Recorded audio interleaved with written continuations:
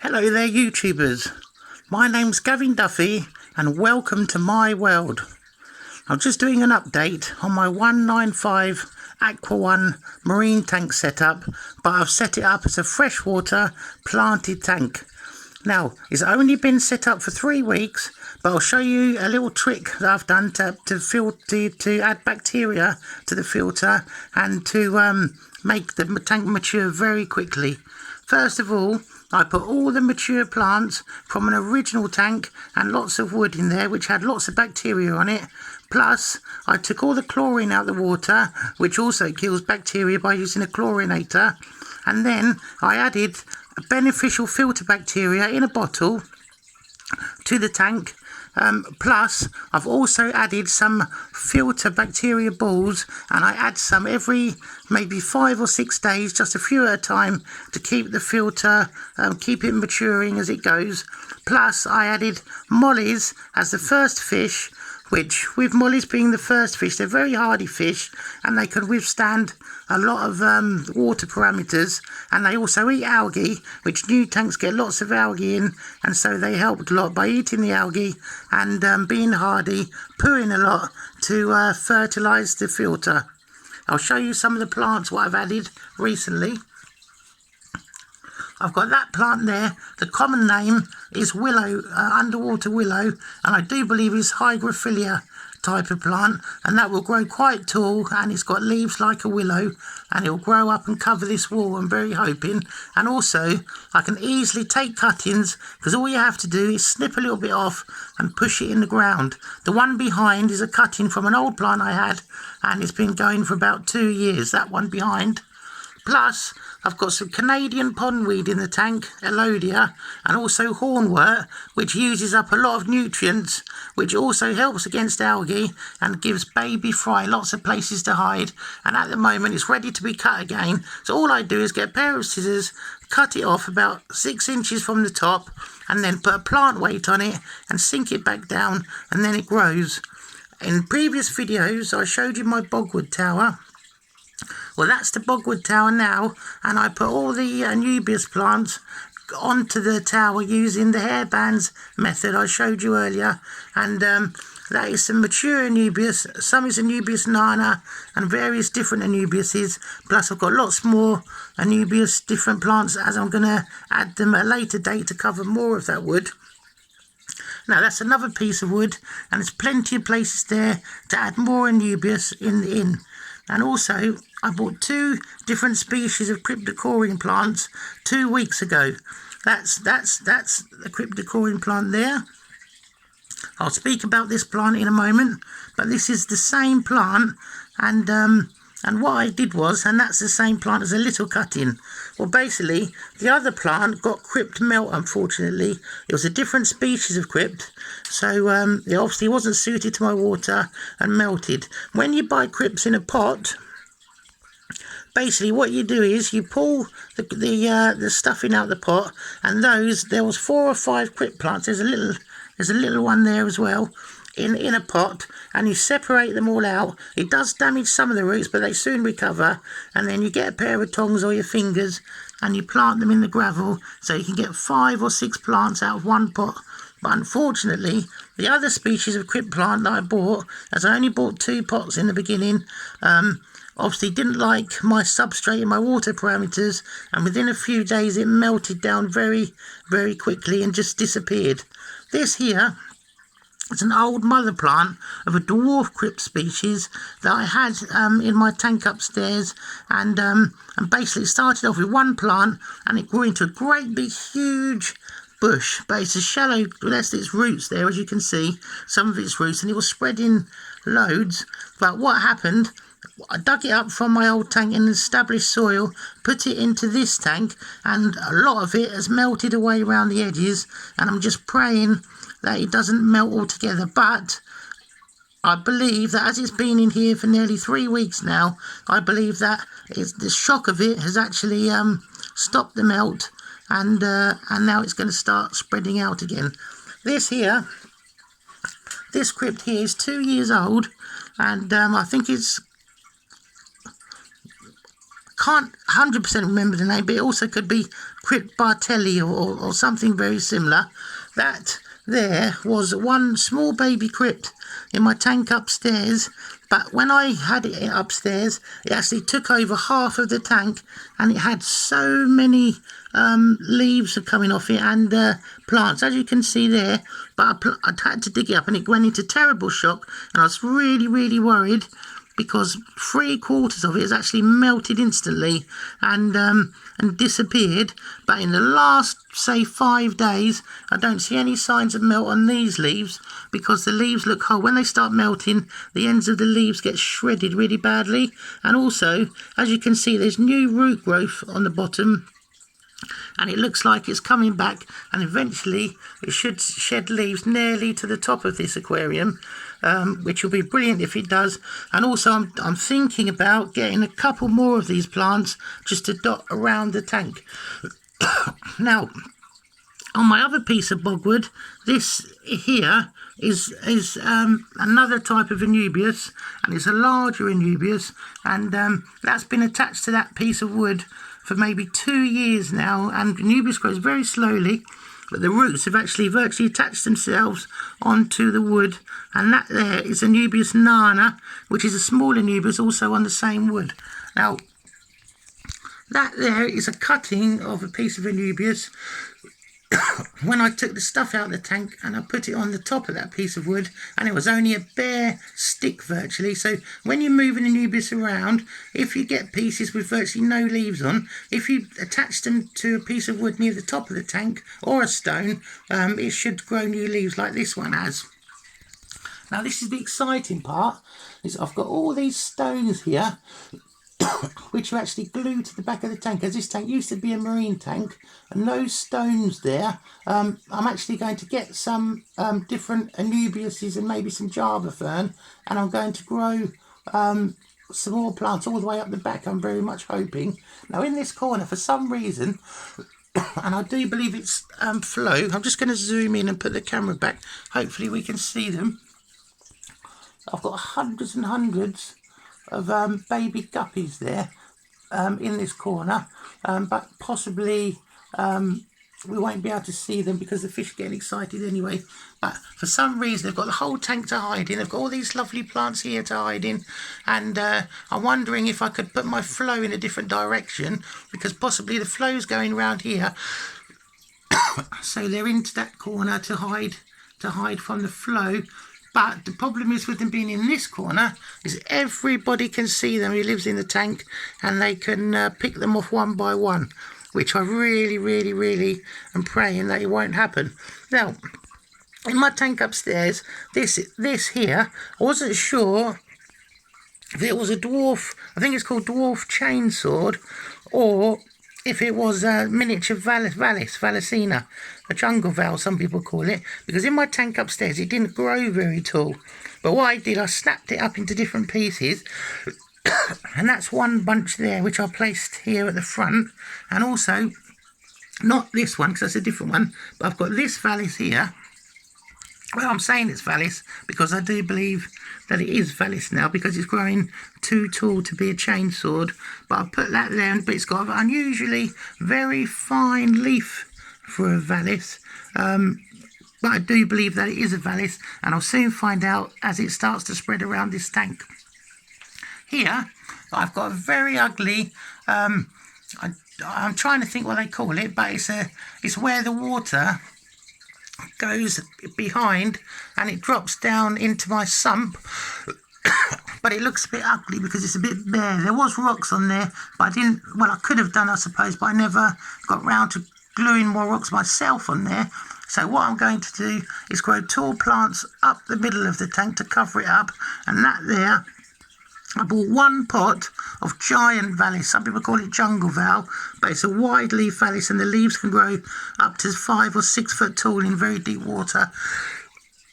And it can spread, but that's one pot, which I did the same thing. There were 3 plants in the pot, and I split the plants up and pushed them into the gravel. I think there's a fry there, and I pushed them into the gravel there, and hopefully that will actually cover that. Now also, in the middle here, which you can't see at the moment, I planted a pot of water wisteria.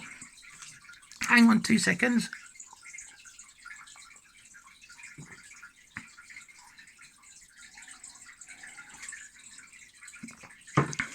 Sorry about that, I had to water my horse, as they say.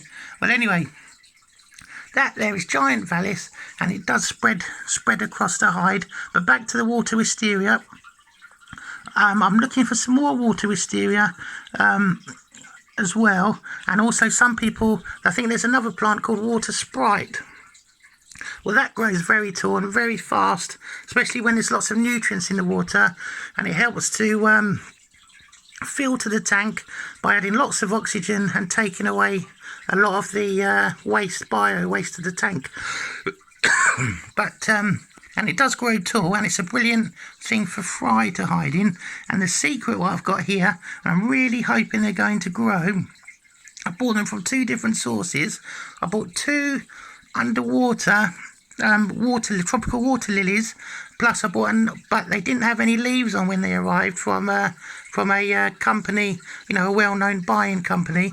And also I went into an aquarium shop and I bought another 2 water lily bulbs with leaves on, roots on, and I've attached a plant weight, but I haven't pushed them in the ground because lots of people say it could rot. So what I've done, I've actually left it just above the soil level, and the roots usually go into the ground.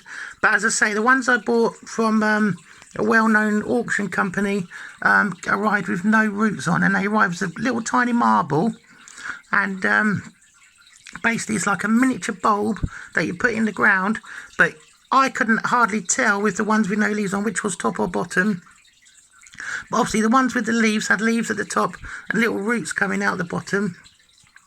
But I've left them there, and I'm just really hoping they're going to sprout.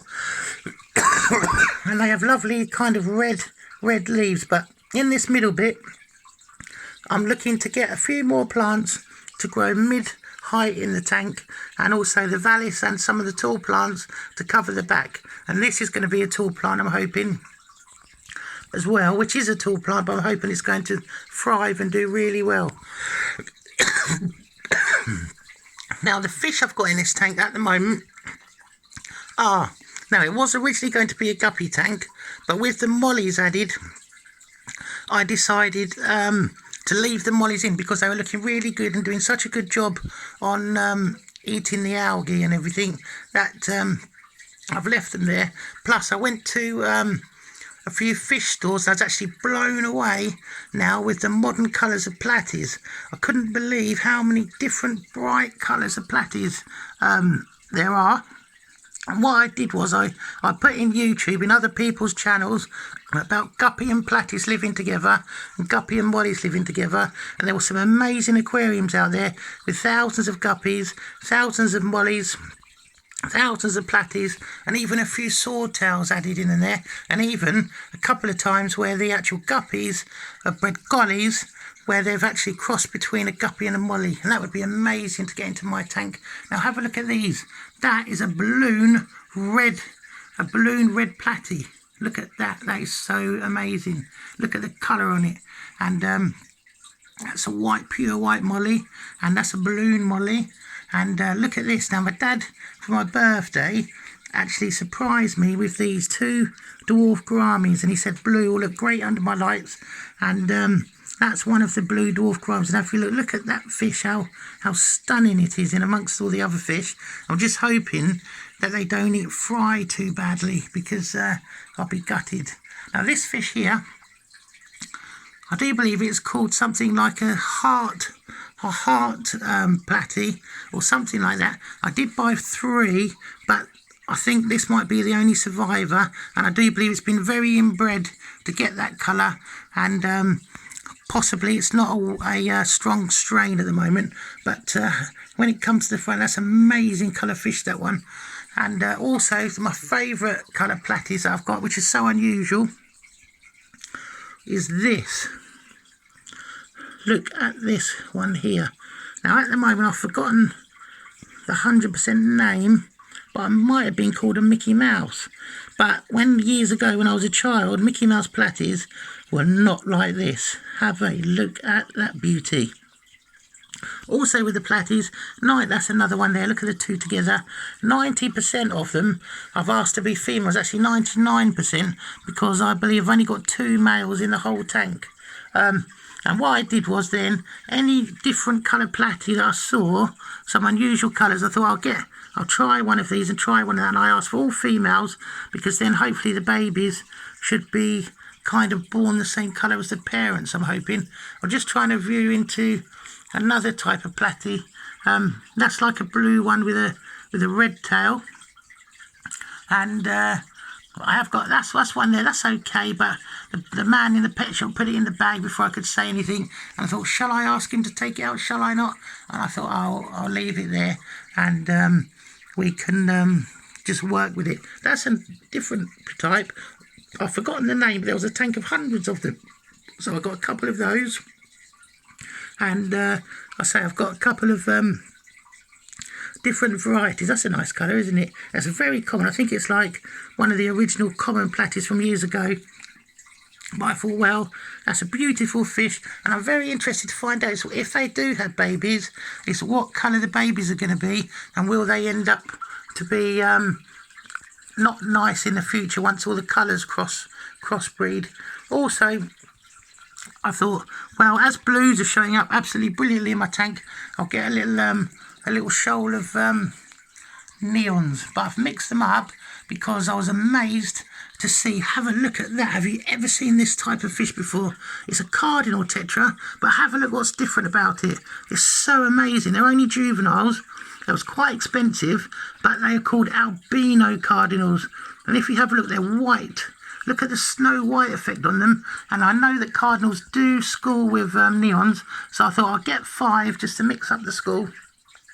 I do believe I've got 11 neons at the moment, plus the 5 of those cardinals, plus I'm going to get possibly 5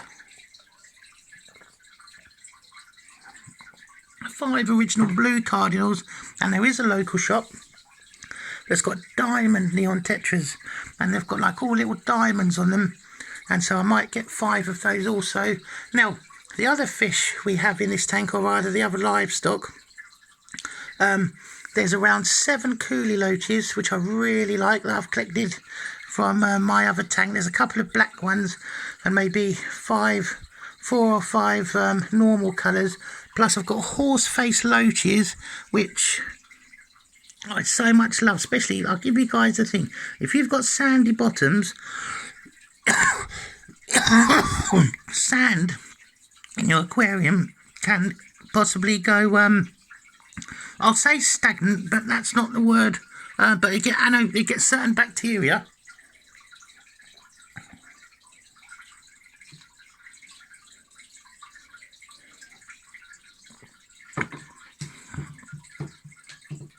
You get certain bacteria that live in sand if it's not stirred up while the tank's maturing, and these fish are amazing at digging up the sand, and also you can get layers of algae on the top of sand and layers of detritus, and these fish constantly dig with their mouths. That's why they're called a horse face loach, because it's the shape of a horse's head. And they dig and dig and dig. They must turn over the gravel in this tank every week upside down. Now, I've also got, now this was an accident by the way, but I did breed lots of common brown bristlenose plecos. What I did was I must have had 30 in my tank upstairs, and I did not intend to put any normal colour ones into this tank, but moving the big pieces of wood into here, some of the plecos were actually hiding in the wood. So I think I've got 3 or 4 normal bristlenose plecos, but I've got the hiding caves here. There's 2 so far, and I've got these caves also to go in. Plus I've got a couple more coming from a certain internet sites what you buy things from, and so I'm going to have about 7 or 8 caves in here, and with that what I'm going to do is dot them all the way around the tank. Hopefully there'll be some different sizes, and I'm so looking forward to buy some long finned bristlenose plex in every colour. You can get snow whites now, which I'm really excited to get at least one of. You can get blue-eyed lemons, you get normal lemons, and you can get greeny type ones, and you can get ones with white dots on. You can get patchy ones, and there's so many varieties anyway.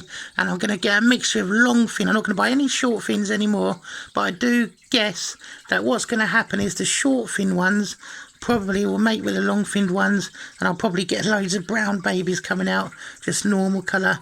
But as they say, I can't help it. But I will try possibly and make a trap to trap some of these fish out if I can. Now, I'm going to try and zoom into the top and talk about a couple of problems that you can have with a sumpt aquarium and breeding fish.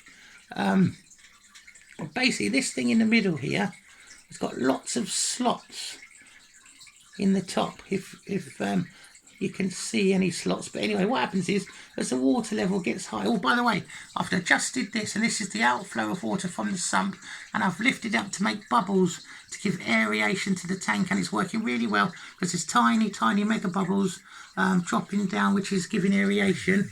So basically, this sump has got lots of... This middle bit here has got lots of holes all the way around the top, and the water then drops into the sump. I'm going to show you where the water goes now, and you can have a look.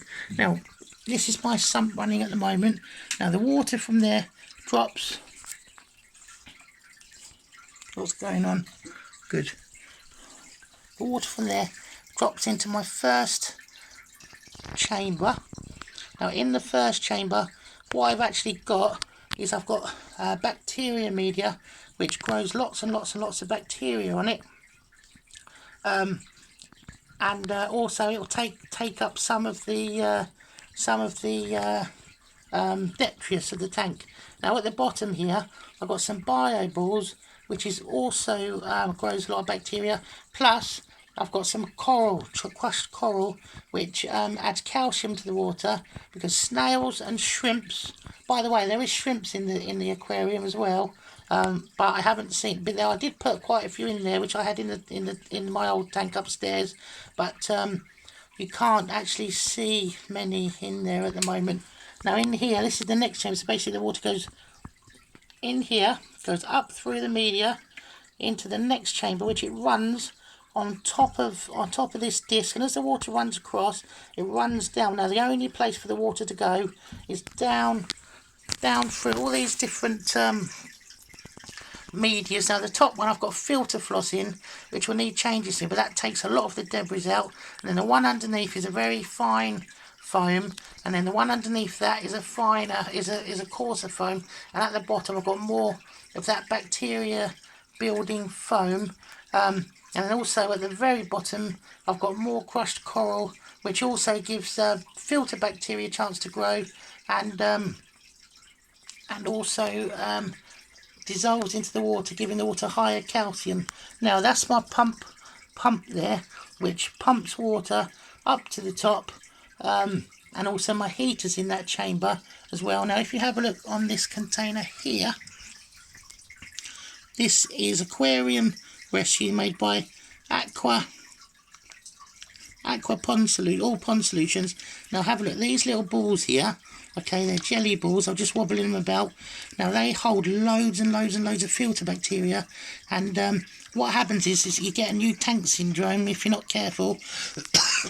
New tank syndrome is basically your filter, and the mature filter, when you've got a filter in the tank or outside, can be gravel in a stream or anything like that, is it builds up bacteria, and the bacteria eats fish waste and turns it basically into plant food. That's a simple measure of it is. So when fish eat and poo, also if animals poo in the water, if I went in a river, say, and pooed and weed in a river, or a large lake or something, or other fish, or crocodile, say, or anything, even a water rat, when things poo and wee in a let's talk about the aquarium now, forget the wild things.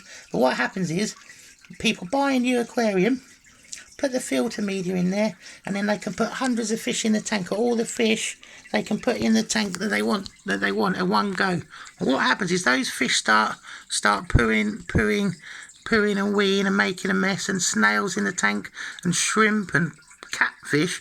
What happens is the poo and wee will go into the filter, but all the filter can do in the beginning is take the waste, take the lumps out, but all these small pieces and everything will get flushed back into the tank.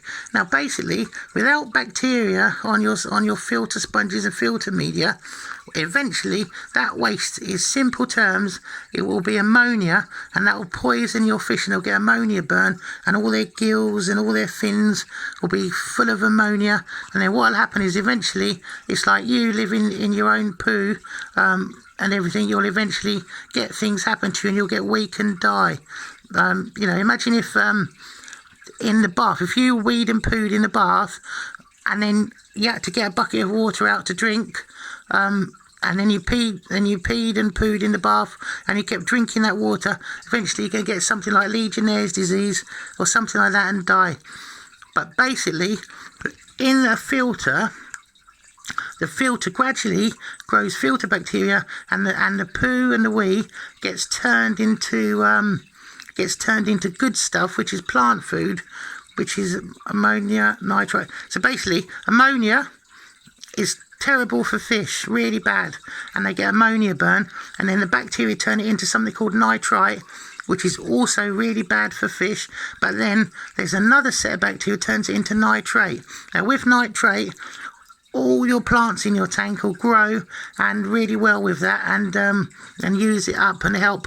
And the other way to get rid of nitrate, if you've got things like cichlids, is to do water changes on the tank, which will take all your nitrates out and help out. And a quick tip, if you're a gardener or you love indoor plants or you've got window boxes, save all your aquarium water and basically water your plants with the water, and they'll grow really well. Your house plants I'm talking about.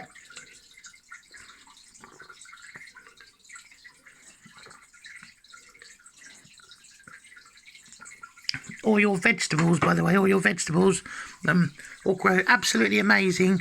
I know people with big fish ponds and koi ponds, and they also and use their water to water their gardens and hanging baskets, and they work out absolutely amazing. Now what I'm saying is, the problem with the sump tank so far is, what I've found is with tropical fish that are having babies like guppies and mollies and things, is they're so small they can go into this, they can go through the holes, and there's probably hundreds in there that haven't been washed down, but then they go into the sump, which is obviously here. And as you can see, or as you could see earlier, there's quite a few small baby fish in this sump at the moment. In this chamber, there's a few in this chamber, but there's also a few in this chamber, and I'm just checking at the moment and to see if, because I don't want the pump to like kind of chop them up or anything, or if they'll go, because they're so small, possibly they'll go into the tank at the top through their hole, which won't be so bad. But what I've done is, I'm just going to move this container for a moment.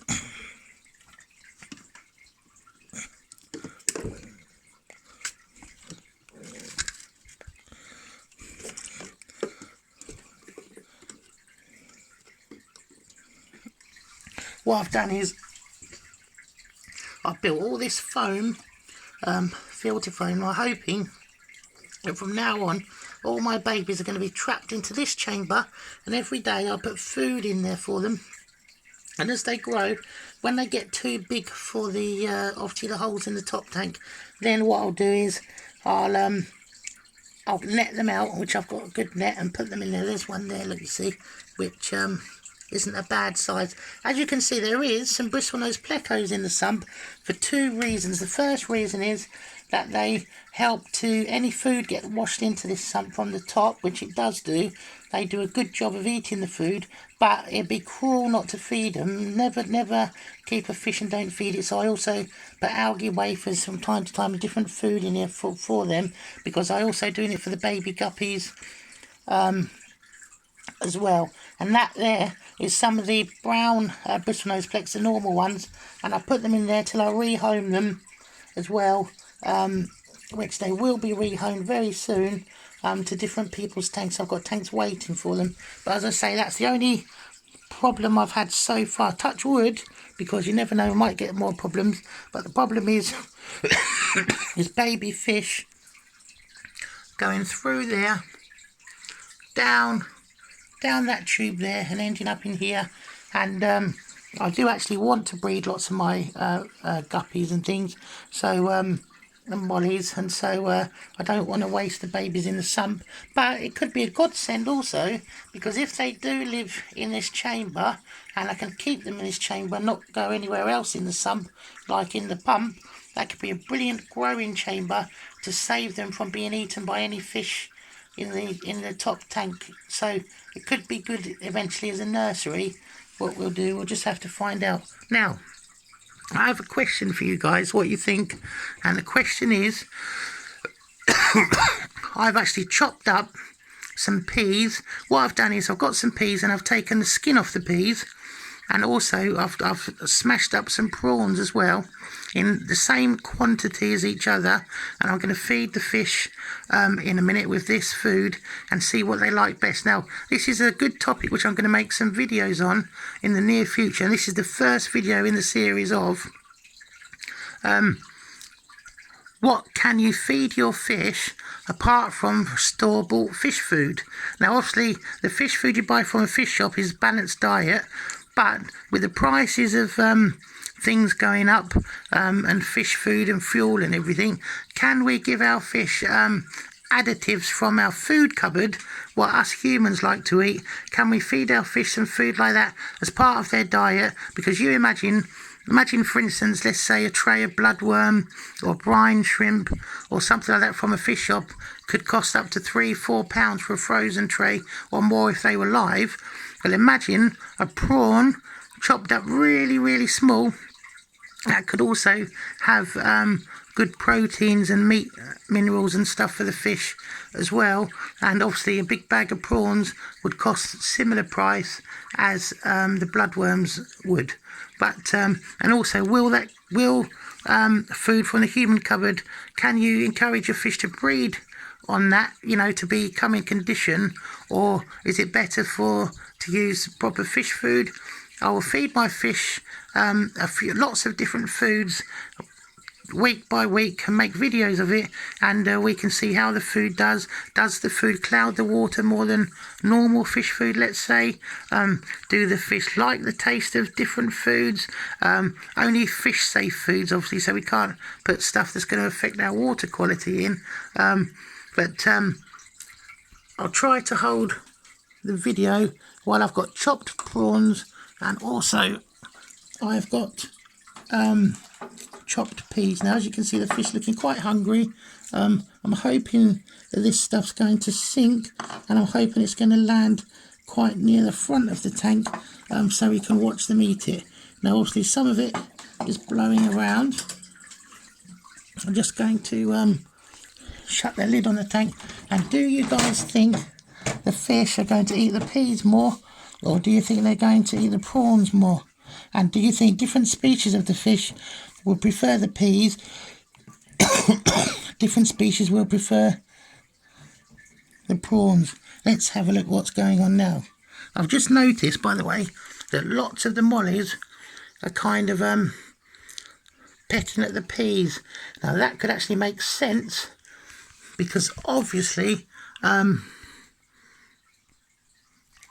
peas are vegetables which can contain algae. Now, who's eating that? Molly's eating a prawn there. Obviously, the prawns is the pinky colour stuff, and the peas, obviously, are the green things. This is really interesting what's going on. Let's have a look. There's some peas there. Looks like the platies are going for the peas.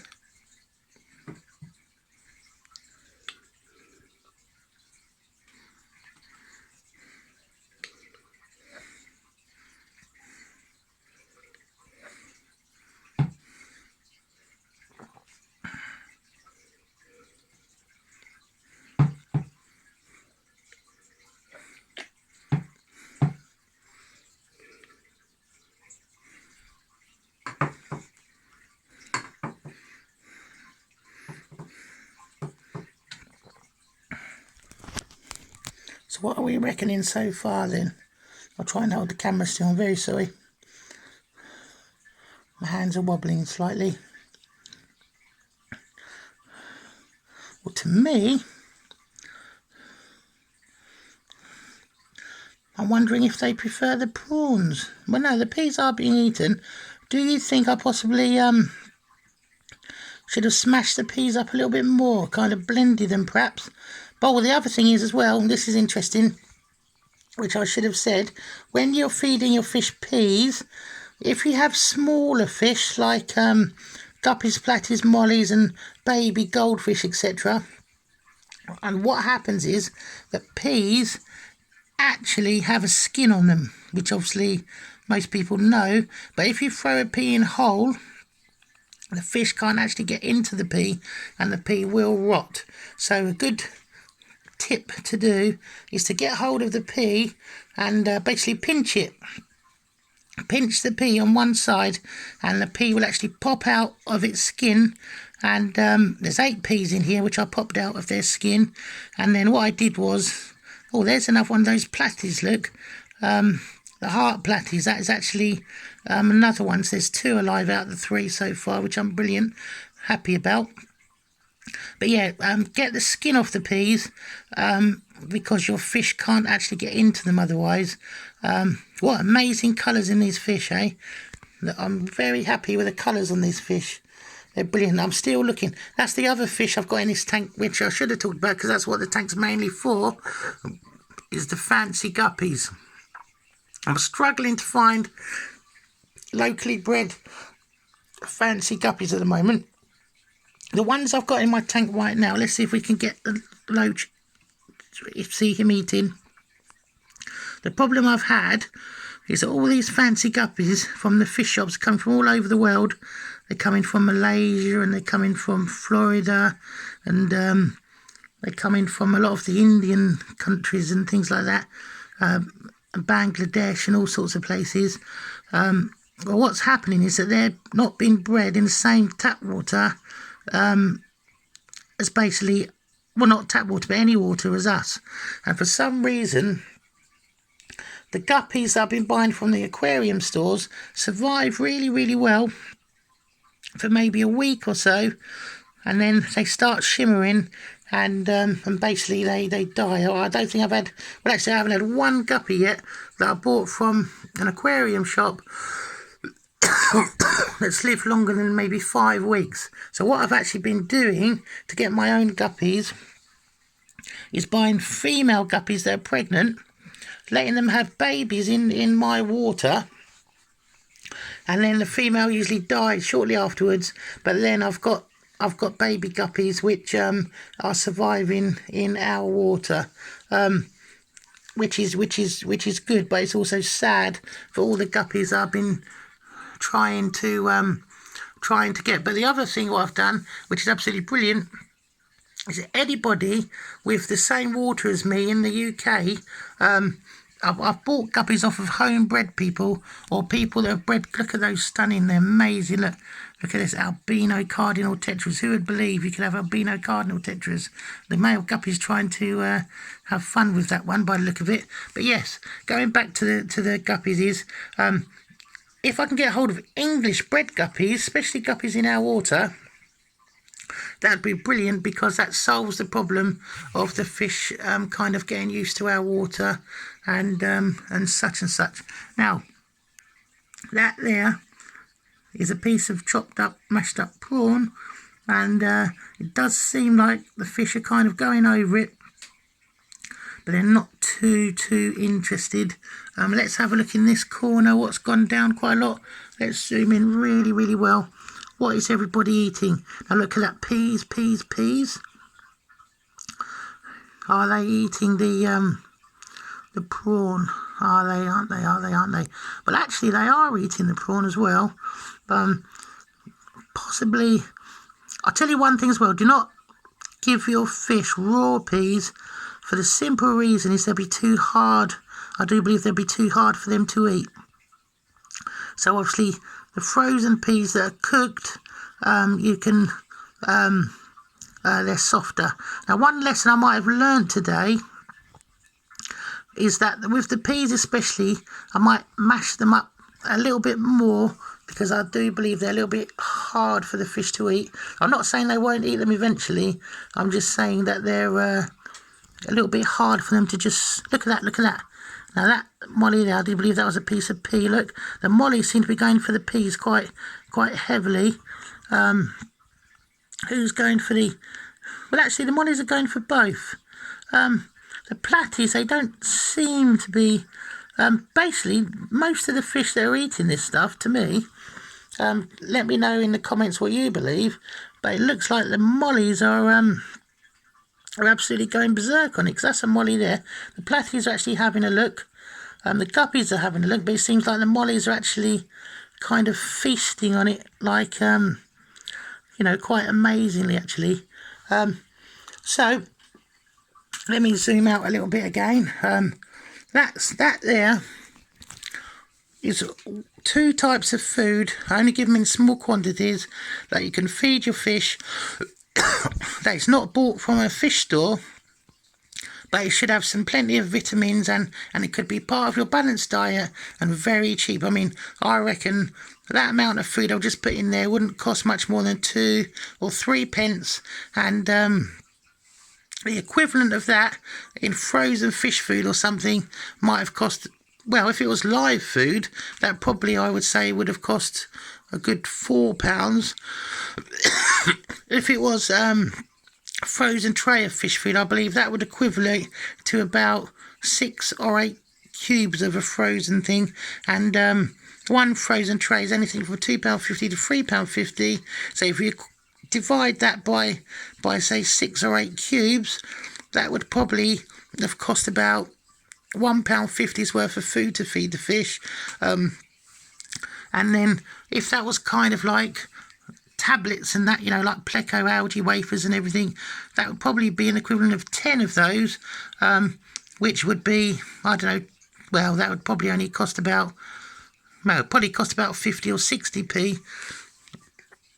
Same goes with fish pellets. Flake, that'd probably cost about 30p.